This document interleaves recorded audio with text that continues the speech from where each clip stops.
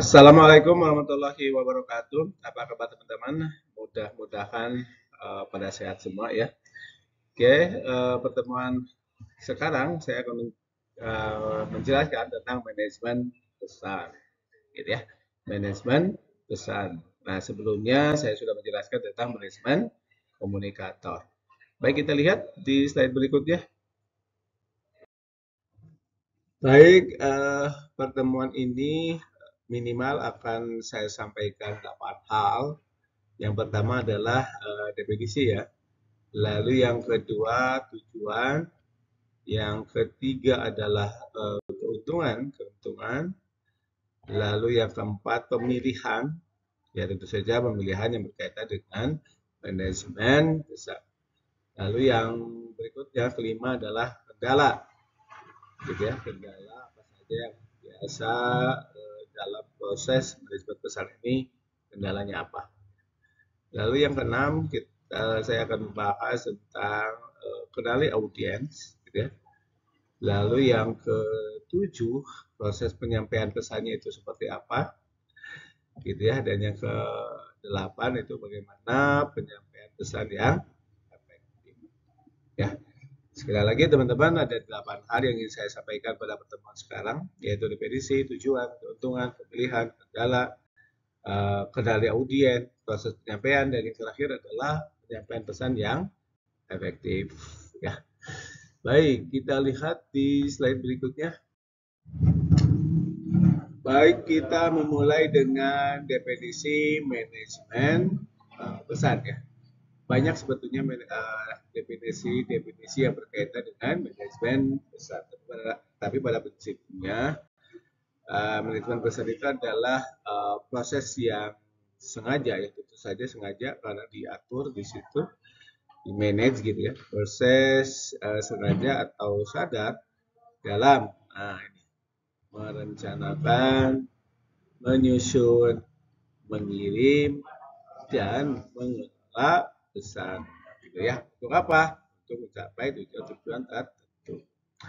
Nah, pemilihan pesan-pesan yang tepat, gitu ya, di sini nih, pemilihan pesan yang tepat, lalu cara menyampaikan yang efektif, serta pemahaman terhadap audiens yang dituju. Inilah yang nanti apa namanya bisa lebih ya, lebih dikaitkan dengan tadi definisi, gitu ya. Bahwa pada prinsipnya adalah tadi proses atau definisi tentang manajemen pesan itu adalah tentu saja prinsipnya terkait dengan bagaimana sih pesan-pesan ini disampaikan secara tepat gitu ya. Lalu cara menyampaikannya seperti apa yang efektif atau malah kebalikannya. Serta pemahaman terhadap audien yang dituju gitu ya. Itu adalah keyword-keyword dari definisi manajemen pesan ya, manajemen pesan. Jadi kita lihat di slide berikutnya teman-teman. Iya, pelaksanaan manajemen pesan ini tentu saja tidak datang begitu saja, gitu ya. Artinya ada tujuan-tujuan tertentu yang perlu dicapai dalam manajemen pesan ini. Nah, ada beberapa tujuan dalam proses manajemen pesan ini ya. Nah, yang pertama adalah tentu saja pemahaman. Maksudnya di sini adalah pemahaman itu ini apa namanya memastikan gitu ya, memastikan pesan yang kita ingin sampaikan itu adalah memang benar-benar dipahami gitu ya, oleh lawan bicara kita atau oleh komunikan kita. Nah, yang kedua tujuannya adalah tentu saja untuk memberikan pengaruh atau mempengaruhi kan gitu ya. Tadi setelah paham, lalu kita mencoba untuk mempengaruhi.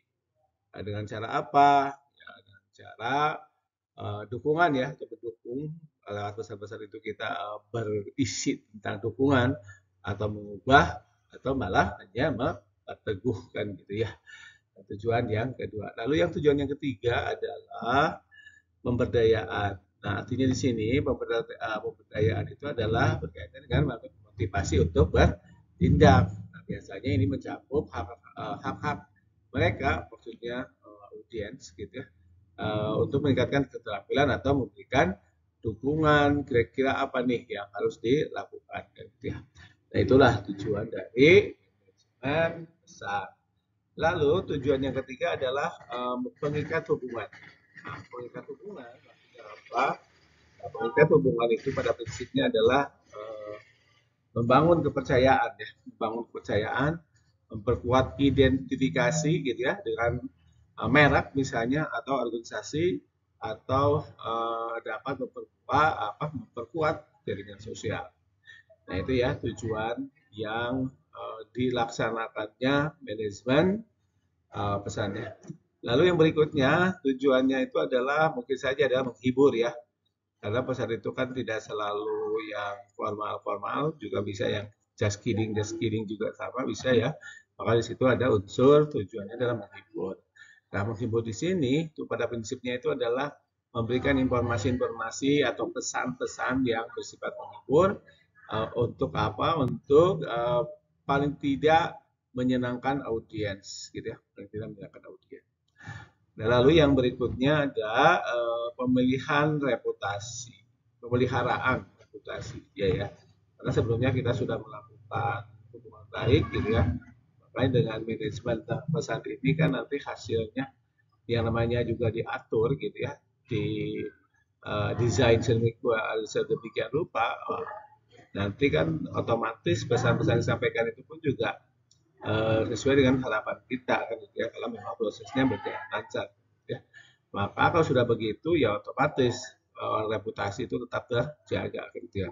Artinya pemeliharaan atau peningkatan reputasi individu ya, inilah atau organisasi gitu ya, atau merek misalnya, nah itu juga apa misalnya bisa terpelihara dengan baik ketika kita melakukan manajemen pesan ya. Pesan. Sebelumnya minggu yang lalu saya sampaikan tentang manajemen komunikator ya, sudah ya.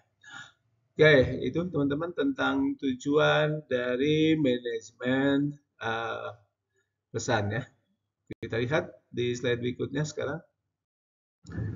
Baik, teman-teman, mengenai keuntungan, tentu saja ya, adanya upaya kita memanage pesan yang ingin kita sampaikan, tentu saja ada beberapa keuntungan-keuntungan yang dapat diperoleh ya. Berbeda dengan misalnya sama sekali tidak di-manage, itu mungkin keuntungannya relatif kecil bila dibandingkan ketika kita memanage pesan itu ya. Nah, keuntungan-keuntungan apa yang bisa diperoleh ketika kita melakukan manajemen pesan ya. Nah, yang pertama adalah pengelolaan reputasi yang baik gitu ya. Dengan kita memanage pesan itu, otomatis keuntungan yang kita peroleh paling tidak kita bisa mengelola reputasi yang selama ini baik gitu ya, selama ini baik kan, selama ini memberikan kontribusi yang positif gitu ya. Nah, kita selalu setiap saat ketika kita ingin menyampaikan pesan selalu di manage dulu kan gitu ya, karena beberapa banyak keuntungan-keuntungannya ya. Tadi pengelolaan reputasi yang baik, kemudian yang kedua bisa meningkatkan efektivitas komunikasi ya, karena nanti di dalam manajemen komunikasi itu kan kita bakal tahu gitu ya, maksudnya di dalam manajemen pesan itu kita bakal tahu kira-kira ini pesannya bisa meningkatkan keefektifan komunikasi atau tidak. Nah, terus kalau misalnya memang tidak, pasti akan dicari ya kira-kira yang paling tepat untuk peningkatan efektivitas komunikasi ini seperti apa. Nah, kalau digali terus kan pada satu saat tertentu pasti akan menemukan cara yang paling efektif kan ya, cara yang paling baik ya, ya. Baik, yang ketiga manfaat atau keuntungan dari kita melakukan manajemen komunikasi itu adalah ya nomor 3 ini, yaitu pemahaman yang lebih baik tentang audien ya. Ya, kita kan menyampaikan informasi atau pesan ini kan kepada audien. Nah, lalu kalau kita tidak mengenali kan gitu ya, ya otomatis pesannya pun juga akan hilang begitu saja kan gitu ya. Nah, tahap yang pertama misalnya kita kenali audien, jadi pesan-pesan yang ingin kita sampaikan itu adalah disesuaikan dengan kebutuhan dan keinginan audiens tadi. Oke, itu berkaitan dengan pemahaman yang lebih baik ya. Nah, sekarang yang berkaitan dengan keterlibatan audien lebih tinggi. Ya, ya, manajemen komunikasi itu kan kita sudah atur sedemikian rupa gitu ya, audien-audien yang bakal kita ajak bicara, Pak. Kemudian pesan-pesannya nanti akan lebih cocok gitu ya. Keterlibatan audien dengan manajemen pesan itu bisa memberikan kontribusi yang lebih tinggi gitu ya. Keterlibatan audiennya itu pasti akan lebih tinggi karena kita sudah atur sedemikian rupa bagaimana caranya agar si audien ini terlibat lebih tinggi dalam pembicaraan dengan kita atau dalam berkomunikasi dengan kita. Lalu yang berikutnya nih ada perubahan perilaku yang diharapkan. Iya, karena kan pesannya sudah kita rancang, gitu ya. Kemudian teknik penyampaian pun juga kita rancang, gitu ya. Otomatis tujuan akhir yang ingin kita harapkan, misalnya perubahan perilaku yang diharapkan lebih bagus atau lebih baik. Nah, itu mudah-mudahan dengan tadi adanya manajemen pesan itu, perubahan-perubahan perilaku yang diharapkan itu akan semakin timbul karena kita sudah merancang sejak awal. Lalu yang berikutnya adalah pengambilan keputusan yang lebih baik. Iya ya, pada dasarnya kan ketika kita mau memutuskan sesuatu itu kan pasti tidak serta merta begitu saja kan, perlu data, perlu konfirmasi, perlu segala macamnya kan gitu ya. Nah, kalau komunikasi atau manajemen pesannya sudah tertata dengan baik dan rapi, sudah kita rancang sebelumnya, maka itu biasanya pengambilan keputusan pun juga akan lebih baik gitu ya, lebih clear gitu ya. Nah, dan yang terakhir keuntungan yang terakhir dari manajemen media pesan itu adalah penguatan hubungan. Ya, artinya seseorang yang sudah merancang kalimat dan makna yang terkandung dalam pesan yang ingin kita sampaikan itu mereka sudah menyadari, maka di situ mungkin tidak ada terjadi ketersinggungan ya antara komunikator dengan komunikan. Nah, kalau sudah terjadi tidak ketersinggungan, otomatis hubungan-hubungan di antara mereka itu adalah semakin lebih bagus. Karena itulah penguatan-penguatan hubungan inilah perlu dilandasi dari manajemen pesan tadi. Gitu ya. Oke, teman-teman, itulah berkaitan dengan keuntungan. Jadi sekali lagi, keuntungan ketika kita manage pesan, itu yang pertama, ya sudah pasti reputasi baik, efektivitas komunikasi, pemahaman juga lebih baik, keterlibatan audiens pun juga lebih tinggi, gitu ya. Perubahan perilaku juga sesuai dengan apa yang diharapkan. Lalu ketika mengambil keputusan pun juga bisa lebih baik. Dan yang terakhir itu adalah penguatan hubungan. Ya, itulah keuntungan di manajemen pesan. Baik, kita lihat sekarang ke slide. Kita lanjut ya dengan pembahasan tentang pemilihan pesan. Artinya ini perlu dilakukan dalam pemilihan pesan itu karena setiap audiens yang kita hadapi itu adalah memiliki keunikan-keunikan tersendiri kan begitu ya. Nah, oleh karena itu minimal ada 8 upaya dalam rangkaian pemilihan pesan yang akan disampaikan kepada audiens. Nah, ini yang pertama adalah sesuaikan dengan tujuan komunikasi. Nah, apakah tujuan komunikasinya itu adalah memberikan informasi saja, menginspirasi saja, atau menghibur? Nah, di situ tentukan nih pilihan-pilihan pesan yang akan kita sampaikan.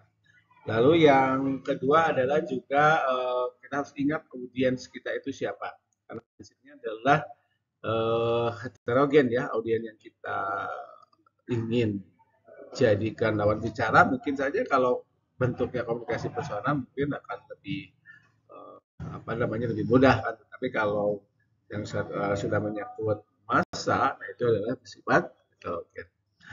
Lalu yang kaitannya dengan pilihan pesan itu juga teman-teman bisa melihat dari konteks komunikasi. Maksudnya di sini adalah lingkungan saat komunikasi itu terjadi, gitu kan, langsung atau tidak langsung, kata ada batas waktu atau tidak. Nah, itu juga harus menjadi suatu kajian ketika kita melakukan pilihan pesan yang ingin disampaikan kepada audiens.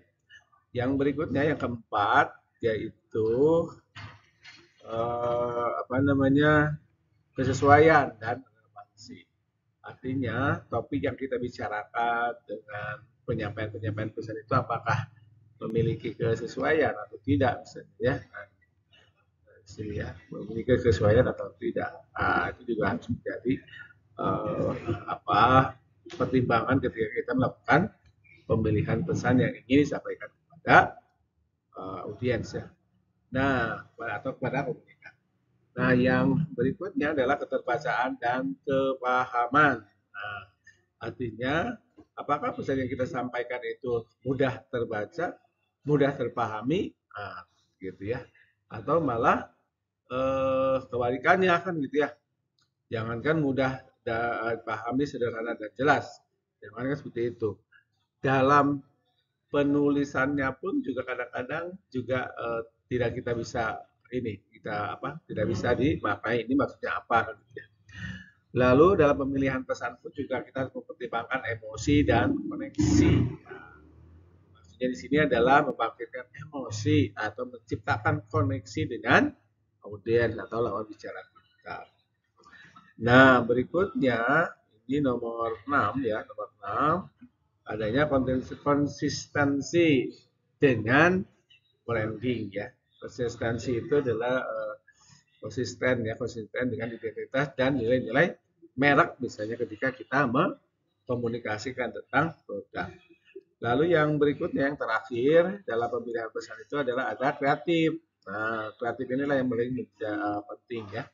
Misalnya ketika kita menulis pesan itu pertimbangkan penggunaan cerita, gambar atau elemen visual lainnya untuk memperkuat pesan yang Anda sampaikan kepada komunikan. Gitu ya. Nah, itulah teman-teman ada minimal ada 8 pertimbangan ketika kita mau melakukan pemilihan pesan kepada komunikan. Kita lihat slide berikutnya, teman-teman. Nah, teman-teman, dalam manajemen komunikasi ini kan pada prinsipnya ingin komunikasinya itu adalah berjalan baik, gitu ya, berjalan sesuai dengan harapan kan gitu ya. Itu kan idealnya kan begitu. Tetapi dalam perjalanannya kan pasti tidak akan semulus yang kita bayangkan kan gitu ya. Pasti manajemen ketika kita membuat memanage tentang pesan yang ingin disampaikan kepada komunikan tentu saja akan mengalami kendala-kendala. Apa saja nih kendala-kendalanya? Ini ya, kendala umum dalam manajemen pesan. Nah, kesalahpahaman komunikasi, kesalahpahaman.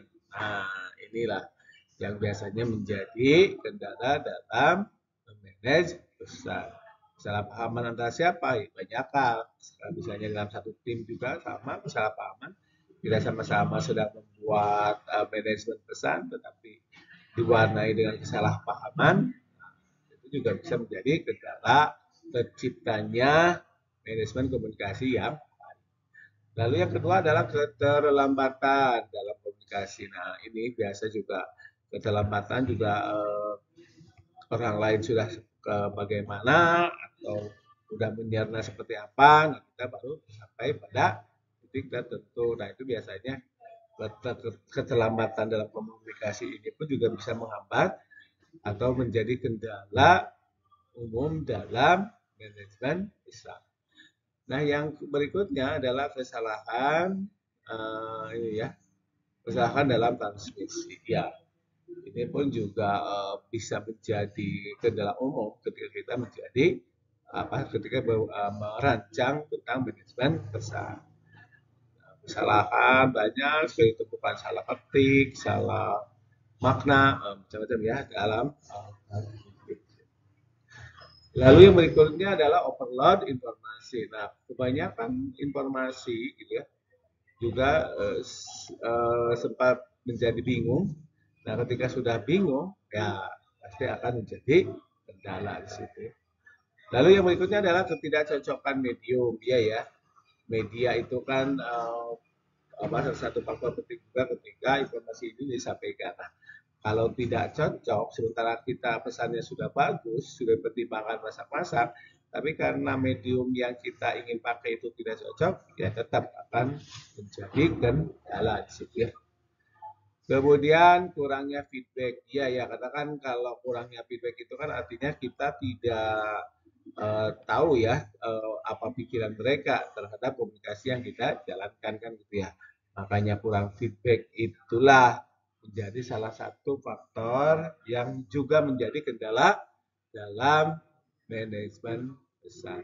Dan yang terakhir adalah perbedaan budaya dan konteks ya. Nah, inilah ini akan menghambat atau menjadi kendala dalam proses memanage pesan.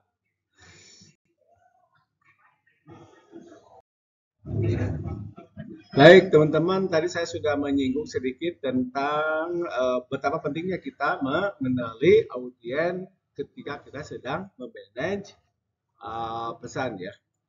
Nah, bagaimana nih cara mengenali audiens itu, gitu ya? Nah, bagaimana nih caranya mengenali, yaitu dengan tentu saja penelitian demografi, ya, demografi pendudukan. Nah, bisa ya. Nah, ini bisa. Lalu analisis psikologis, psikografis artinya kita menganalisis sisi psikologis dari audiens itu. Entah itu usianya, entah itu pendidikan, entah itu background-background yang lain yang ada di dalam audiens tadi. Ya. Nah, cara mengenali yang ketiga itu adalah dengan komunikasi dua arah. Antara siapa? Ya tentu saja antara komunikator dengan komunikan. Sehingga kita tahu sosok komunikan ini adalah seperti apa. Nah, itu juga apa namanya teknik-teknik tersendiri sehingga audiens itu bisa sebebas mengungkapkan apa aja di situ. Lalu yang berikutnya adalah penentuan komunikasinya dua arah tadi ya, yang ketiga ya. Komunikasinya dua arah. Ya, cara berkomunikasi dua arah. Ya, kalau hanya satu arah, ya tetap kita tidak akan bisa mengungkap sisi lain dari audiens yang kita ajak bicara. Yang ketiga adalah pemantauan aktivitas online. Ya, apalagi sekarang ya zaman serba online, serba mudah sekarang ini, sehingga aktivitas seseorang bisa kita lihat secara mandiri misalnya ya.